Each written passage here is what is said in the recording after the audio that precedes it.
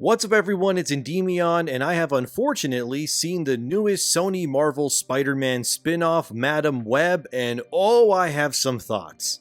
I also want to read some of the other reviews for this movie as well, and just gush over this masterpiece of anti-cinema.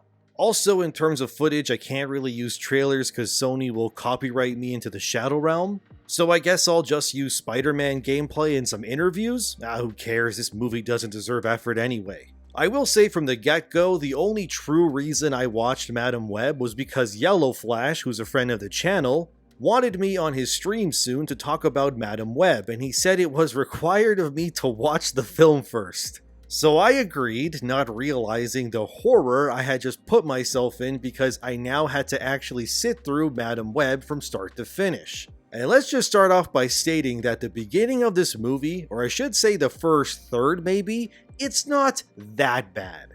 Well, it's not great, mind you, but I was at least having my schlock monkey brain getting fed pretty well with some absolutely heinous things that I was seeing. Oh yeah, I guess I should also state this is going to be full of spoilers, which I mean, come on dude, it's Madam Web. Do you really care? You don't, I already know, so let's get on with it. The movie opens with Madam Web's mom in the Amazon researching spiders with Ezekiel, who's the main villain of this movie. Cassie Webb, by the way, isn't born yet, but her mom's pregnant. I don't recall the movie ever saying who the father was either. Maybe it's Avi Arad, because he seems to be the father of bad comic book movies, so I'm going to say that's the canon thing now in this film. Anyway, Cassie's mom is trying to find a cure for some undisclosed illness, so she finds this native tribe in the Amazon that are linked to spiders. The actual name of this tribe is, according to what I wrote in my notes, yes, I took notes while watching, is Los Aranes. They are these honestly creepy looking native Amazonian people who wear red war paint all over their bodies. And they have these long black cloth things wrapped all around them, so yes, they look like tribal versions of Spider-Man's classic suit. Anyway, Cassie's mom finds a spider and she gets it in a jar and goes, aha, I found the cure to everything, I guess. Then Ezekiel betrays her and he shoots a bunch of people, and then in a struggle to get the spider from her, he shoots Cassie's mom who's pregnant by accident and then steals the spider for himself. Then the Amazonian spider people descend upon her in this honestly terrifying way. Like, Jesus Christ dude, the idea of a clan of enhanced humanoids who crawl on trees and they leap around the Amazon like spiders, it's like prime horror material. Anyway, they carry Cassie's mom who's dying to a cave with some blue Gatorade water, which kind of reminded me of the beginning of Marvel's Echo. And that's not the only thing they have in common with Echo, by the way, but I'll get into that later on. And in order to save the child in the womb, the spider people use one of their spiders to bite Cassie's mom who dies. And then the baby is born, and then we flash forward to present day and Cassie is a paramedic, which already confuses me. Because why did the spider people allow this baby who would have the power of their tribe within her to return to the outside world? Wasn't the entire point of this tribe to keep the power of the spider venom secret and secluded from the outside world? Well, nobody cares apparently because the movie needs to happen. After all, one of the reviews even says, Madam Web is radioactive crud, and I think that's putting it lightly. Anyway, Cassie is a paramedic and her partner in the ambulance is a nice guy named Ben Parker. Yes, that Ben Parker. He's a paramedic here, even though in the comics he's a retired military man. Again, nothing matters here and everything is changed in order to fit this incredible reimagining of the Spider-Man mythology. This movie is amazing in all the wrong ways is what I'm saying. Also, the crux of this film is that Ezekiel has nightmares where 3 spider women kill him for stealing the spider venom from Cassie's mom. So he wants to find these 3 girls and kill them before they become spider women so that he can live, I guess. These 3 girls are Maddie, who's a rich girl that flips off ambulances and assaults cops while getting away with it. She's also really hot-headed and kind of an asshole. I'm not kidding, beyond that, there's nothing to her character. Then there's Anya, who's an illegal immigrant living in New York City and lives in the same apartment building as Madam Web. Apparently her dad was deported for being an illegal immigrant and her mom died when she was young, but she somehow still lives in New York City alone and pays her bills somehow, which makes no sense considering these girls Madam Web protects, they're teenagers. So how does an illegal immigrant teenager afford New York City prices on her own when she can't legally work? Maybe some shady stuff? I don't know, dude. They never say why, so that's just another thing this movie just never addresses again. Then, of course, there's big mommy milker Sydney Sweeney, who is the only character in this movie who actually feels like she's trying to take it seriously. Sweeney, along with the other girls, they're all wasted in this movie pretty much, and they're nothing more than a bunch of morons who were just there in order to make the plot happen. In terms of what Sydney Sweeney's character is, she's the shy, timid girl. And her mom is saved by Madam Web and Ben Parker near the beginning, so basically all three of these girls interact with Madam Web at some point prior to her powers manifesting. Also, I know in the trailer you see them in their suits, but they only wear those outfits for, I'm not kidding you, probably a minute in full within the movie. They wear it in Ezekiel's dream when he's killed by them, and they wear it in a very quick final shot of the movie where they all stand triumphantly, and that's it.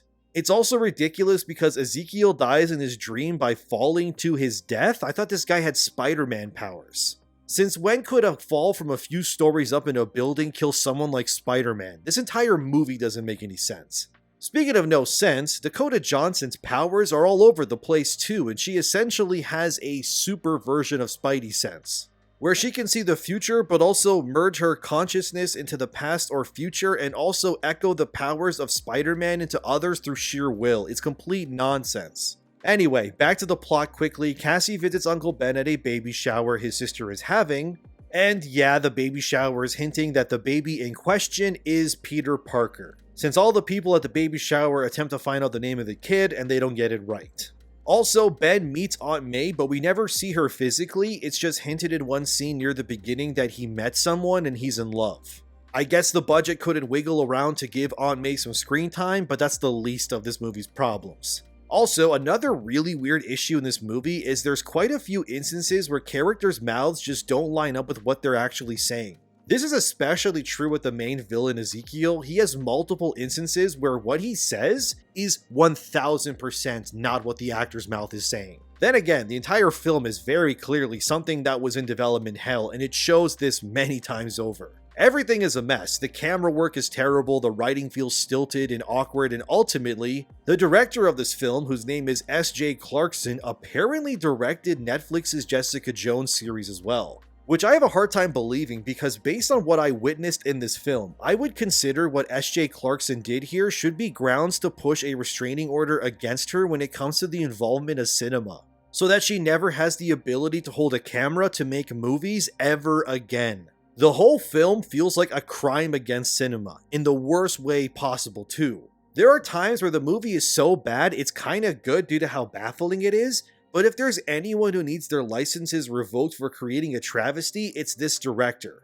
How you go from Jessica Jones to this, it should be studied. Honestly, a documentary about how Madam Web came to be would be genuinely incredibly fascinating to watch. How a multi-billion-dollar corporation was able to assemble such a team of clearly unqualified individuals is amazing.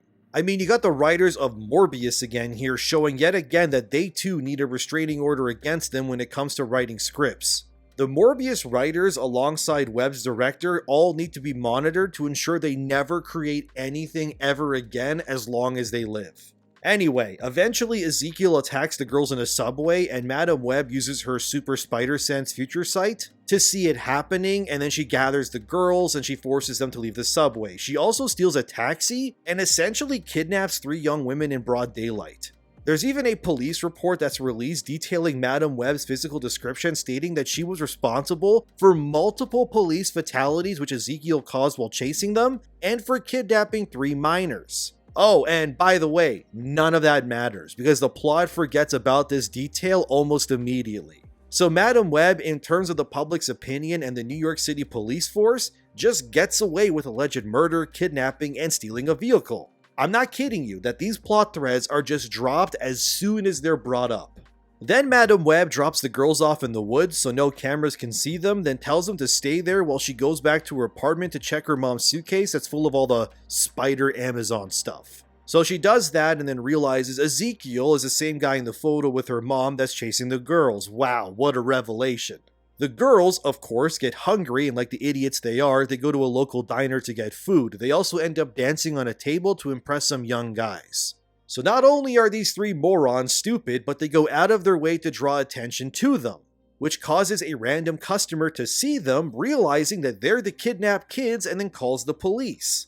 This, of course, tips off Ezekiel, who uses his nerd in the chair who's watching security footage to find the girls for him, that they're in a diner outside of New Jersey. I don't know, man, nothing makes sense, but Ezekiel ends up arriving. Madam Web, of course, also arrives just in time, and then a fight scene happens, but not really, because it's in the future. And she just ends up escorting the girls out again. There's a few thrilling sequences, but they all end up getting Twilight Breaking Dawn Part 2'd in this movie, where they don't actually happen because it's in the future due to her sight. It's frustrating. Anyway, Madam Web and the Three Stooges go to a motel and nobody recognizes them from police reports because the plot forgets about it. They wake up, they go to Ben Parker's place, and Madam Web says he has to watch him. Why, you ask? So that she can go back to the Amazon to see what her mom was researching about spiders. So she does, and she finds the same guy who was there when she was born, who was just waiting for her, I guess, for the last 30 years? He takes her to the Gatorade cave and then pushes her into it, making her spider powers manifest, showing that her web connects to everything. And then he tells her that her powers could become even more powerful, even though no other spider person we're aware of shares the same power as Madam Web, so how would he know that? It doesn't matter because he's never seen again, nor are the Amazon tribe of terrifying humanoid spider people anyway. Then Madam Web returns to New York City. Peter Parker baby is kicking, so Ben takes the girls and the mom to the hospital. And of course, someone sees one of the girls on camera, alerts Ezekiel, and he chases them. And then Madam Web shows up just in time, and I'm not kidding you. She drives a stolen ambulance she took, which again is another crime she's committed, and drives the ambulance through Times Square, like through a cement wall somehow that connects from a highway. I have no idea how this even makes any sense at this point. And Madam Web hits Ezekiel in mid-air as he's about to throw a grenade into a car with three teen girls, Ben Parker and baby Peter Parker, kicking in his mom's womb. But he gets hit and he goes flying. Ben and the mom then go to the hospital, and Webb takes the girls in the ambulance and they drive off to a deserted warehouse that's full of fireworks conveniently. Also, Ezekiel never uses grenades again, which is just, I don't know, let's just keep moving on. Webb then calls for a helicopter to meet her on the roof of this building, so now not only is a stolen ambulance now using its radio frequency to call for air support, but her voice is being recorded because this is obviously an emergency situation. So the New York City Police Department could triangulate that her voice came from the stolen ambulance that was reported and cross-reference her voice and find out it was her, but do they? Of course not, because this plot point is also forgotten conveniently. Anyway, they blow up the firework warehouse to slow Ezekiel down and arrive on the roof, and then the teen girls are incapacitated, and Madam Web, with no physical superpowers, is able to dodge Ezekiel's boring swipes at her. This is a guy who can move and leap like Spiderman, by the way, but he's just slowly lunging at her because the plot demands it. And the fireworks blow up that helicopter she called, so not only does Madam Web commit arson and Grand Theft Auto, but she also killed innocent city workers in a publicly owned helicopter as well. Does she get arrested for this? What do you think? Of course not. Then the giant sign falls on Ezekiel as he pleads for help, and then the sign falls off the building, taking Ezekiel with it, and he dies under the debris of a Pepsi Cola sign. Because the whole movie is sponsored by Pepsi. It even shows up during a barbecue scene too earlier on. Anyway, Peter Parker is born but not named, but it's totally him. Ben is fine for now until he dies later because he's Uncle Ben. The girls are saved, and during the chaos, Madam Web falls in the lake during the explosion, and a firework she sets off manages to hit her in the face. She ends up going blind from this, and it's alluded that she's somewhat also paralyzed now too. So Madam Web is now wheelchair bound like Professor X with a bandana around her eyes, but she's totally fine with it because her webs see all, I guess. Then we quickly get a shot of the three teen girls in the future from Madam Web's vision in their suits for like 5 seconds max. Then the final shot is the three girls standing there with Madam Web floating above them, all in their suits, saying that they're ready for whatever comes next, and it ends. These girls, by the way, have no connection to the Spider Tribe people or anything. They just get their powers, which they never use once in the whole movie canonically, from Madam Web echoing her spider powers into them. Yet Ezekiel wants to kill them but doesn't realize it's Madam Web he actually needs to kill. Also, the girl that helps Ezekiel with surveillance just gets away, and we can assume the police department get a hold of Ezekiel's body, which has a spider venom in it, which would lead to a whole other can of worms. Maybe they're alluding that that's where the radioactive spider comes for Peter Parker, from Ezekiel's body. God, I hope not, but I'm probably thinking too much into it. Moving on. But honestly, this movie isn't just bad, it's brand damaging. In the same way Suicide Squad retroactively ruins Batman Arkham, or knowing that Rhodey is a Skrull and that ends up ruining Infinity and Civil War and Endgame, Madam Web is that for Spider-Man, but in general. Because it changes the origin of the radioactive spider to be that Spider-Man's powers come from a native tribe in the Amazon, which is beyond stupid. It's the equivalent of a hypothetical Daredevil origin story saying that the chemicals that blind Matt Murdock are actually the blood of the devil that the Catholic Church was transporting or something. And then Matt getting it in his eyes turns him super, and the devil suit is alluding to that instead of his dad's boxing persona. Like, it's these sorts of changes that are not only moronic, but they're just bad too. This movie, in my opinion, should have never been released. If Batgirl at WB was considered brand damaging to the point that they would never release it, this should have been Madam Web's fate as well.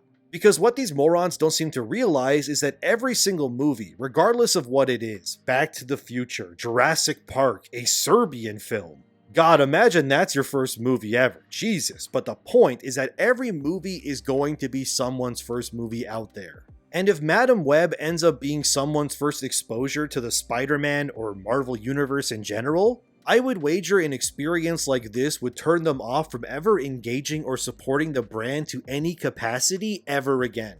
This is the kind of movie that effectively kills the imagination of would-be fans and creators. Sure, the movie is a cinematic buffet for any content creator out there who critiques or takes apart movies. And I'm sure once the Blu-ray or whatever releases, we'll definitely see hour-long essays on Madam Web for sure. But in terms of the quality, brand damage, and overall legacy of what this film represents, this is about as low as I think I've ever seen a comic book movie go. Sure, there's been other bad comic book movies, but I genuinely believe that Madam Web just might be the worst superhero film ever made yet. If Echo is the worst MCU series yet for me anyway, Madam Web is its cinematic equivalent. At least when it comes to Madam Web, it's so bad that it's sometimes good in that schlocky way, like witnessing a disaster but you can't look away kind of thing. But when you take the entire movie for what it is and what it represents, this is by and large the bottom of the barrel in terms of quality. I genuinely don't know how a comic book movie could be worse than this. This movie somehow has violated the Geneva Convention. I don't know how, but I just know it has because it's that terrible. None of these characters are unique or interesting, the timeline is all over the place, Zeke as a villain is absolutely wasted in this movie, and he deserves so much better. And really, beyond Sydney Sweeney, who actually felt like she took her role somewhat seriously, the only other person who seems to be having fun is Dakota Johnson, because this movie is her Room equivalent legacy. I don't think anyone will ever forget just how bad this movie is, and I'm sure in a decade or two she'll look back on it and laugh at how bad it is. And I think that's really all this movie's legacy will end up being. I can imagine the director of this is likely screaming in the shower while drinking hard whiskey, knowing this movie's performance in reviews will definitely hamper their work opportunities in the future, and it should, by the way. Same goes for the Morbius writers. Those people need to be flipping burgers instead of being anywhere near a Hollywood writer's room ever again. Because if this kind of writing is considered enough for movies today, we're cooked, fellas. I think this one headline says it best: Madam Web is a love letter to the golden age of bad comic book movies. Sony's Madam Web isn't especially great or terrible, but it's surprisingly committed to transporting you back to 2003, a golden age for comic book movies that were aggressively mid or worse. I wouldn't say this movie will ruin any of the actors' careers, as it's clear this movie was doomed due to the creative oversight of its writers, directors, and producers. There's nothing these actors could have done to elevate the source material anyway. It's like being given a dead rat and someone demanding you to make it alive again. Like, there's just nothing you can do. It's over before it even began. Like this one-star review which states, a desperate comic book misfire that seems embarrassed by its own existence. And that's putting it lightly. We're past the point of when comic book movies are afraid of putting on the suit or looking campy. And that's honestly one of the most baffling parts of this movie. It's like they go out of their way to ensure there's as little actual Marvel goodness in here as they can. It would be like watching a Spider-Man movie, but Tobey Maguire never puts on the suit, except in his bedroom. And he also never fights crime or uses his powers more than once in the finale against Green Goblin. Like, at that point, what are we even doing here? Also, it's disappointing that the line, "he was in the Amazon with my mom when she was researching spiders just before she died," that line isn't even in the movie. So like much of Ezekiel's dialogue, even the trailers prove that the film had no creative vision whatsoever. And it was all just a jumbled mess that makes zero sense from the beginning. This also makes me worried for the Aaron Taylor Johnson Kraven movie as well, since it's heavily implied that stuff like Venom, Morbius, Madam Web, and Kraven, they all exist within the same Sony universe. And we know it's not a part of the MCU universe proper, since Eddie Brock travels to the MCU at the end of Venom 2. And honestly, that's for the best, because the MCU is limping bad as it is, and if this film was considered MCU canon, my friends, this would easily become the worst MCU film ever made, but thankfully it's not. Although, I would be lying if I didn't say I am kind of eager to see a sequel to Madam Web, although unlikely, but I would honestly love to see just how bad a sequel could be. I would love to see everyone down to the writers and director return to deliver another cinematic masterpiece like this again. Even a crossover between Morbius and Madam Web would honestly be amazing to see for all the wrong reasons. Of course, it would be terrible and unwatchable, but just imagine the video essays and memes that could come from such an abomination. And it's genuinely hilarious that Dakota Johnson is absolutely game for a sequel to Madam Web. Either she's desperate for work, or she really just wants to become the queen of schlock, or maybe she just likes the paycheck, which who can blame her really? In terms of identity politics and stuff, Madam Web doesn't really have any, to be honest with you. It's like those other 2003 comic book era movies, it's just bad, tonally out of touch and awful, but at least it doesn't talk down to you or anything. Although, I guess you could say the very existence of the film is an insult to Spider-Man fans, which I mean, yeah, you'd be right. Honestly, at this point, I'm sick of all the Spider-Man universe movies, the tie-ins and multiverse nonsense. And Madam Web is the event horizon point of where this schlock goes to die, and it's another stake in the heart of superhero movies and proves that these sorts of films are quickly losing the patience, support, and goodwill of movie-going audiences everywhere. Spider-Man fans deserve better, obviously, but in the end, Madam Web proves that not every comic book character needs their own movie. And we desperately need people who are actual fans of the source material making these movies again. Because Madam Web is certified garbage. It'll absolutely win Razzies and guarantee itself to be on the top 10 worst movies of 2024 already. I would be shocked if anything is worse than Web this year, and if that happens, my god, is that a low bar to hit, my friends. So what do you think of Madam Web if you actually saw it? Let me know in the comments. Did you like it? Did you hate it? Did you love it even? As always, if you enjoyed the video, consider liking, subscribing, and sharing it too. Thanks to my patrons for fueling my suffering, and have a wonderful day. I watch this crap so you don't have to, and I'll see you in the next one.